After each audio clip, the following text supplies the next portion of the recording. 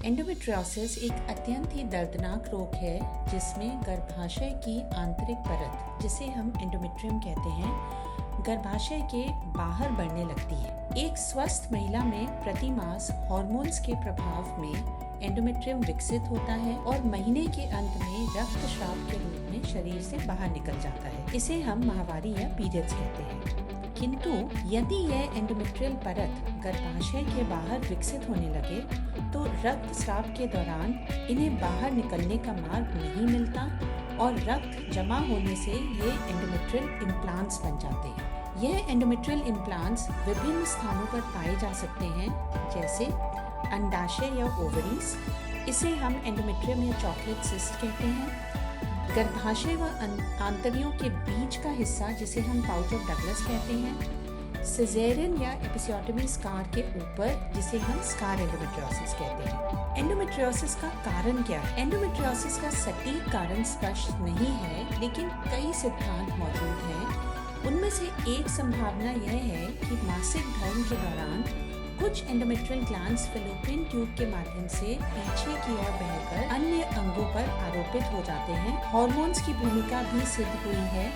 Oestrogen endometrial glands के विकास को बढ़ावा देता है और जिन महिलाओं में ईस्ट्रोजन की मात्रा अधिक होती है उनमें एंडोमेट्रियोसिस होने का खतरा भी ज्यादा होता है। अब सवाल ये उठता है कि हम कैसे पहचानें कि हमें एंडोमेट्रियोसिस है।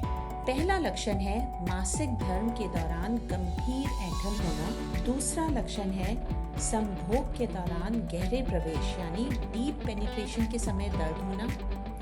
तीसरा लक्षण है बांझपन। अक्सर महिलाओं को इस बीमारी के बारे में तभी पता चलता है जब वे गर्भ धारण करने में असमर्थ होती हैं। अब ये समझिए कि क्यों ऐसा होता है।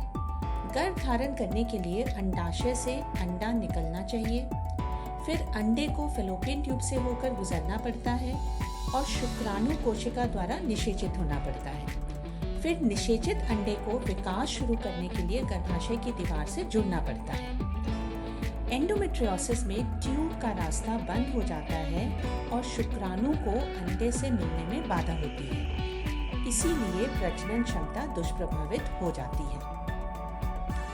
तो फिर हम एंडोमेट्रियोसिस का निदान यानी डायग्नोसिस कैसे कर सकते हैं? एंडोमेट्रियोसिस का निदान करने के लिए एक संपूर्ण चिकित्सा इतिहास, एक प्रॉपर शारीरिक परीक्षण और इमेजिंग यानी कि अल्ट्रासाउंड और एमआरआई की आवश्यकता होती है। जटिल स्थितियों में लैप्रोस्कोपी से ही निदान संभव हो सकता है। मोस्ट इम्पॉर्टेंट चीज अब ये है कि एंडोमेट्रियम के उपचार के लिए हमारे पास क्या क्या विकल्प हैं।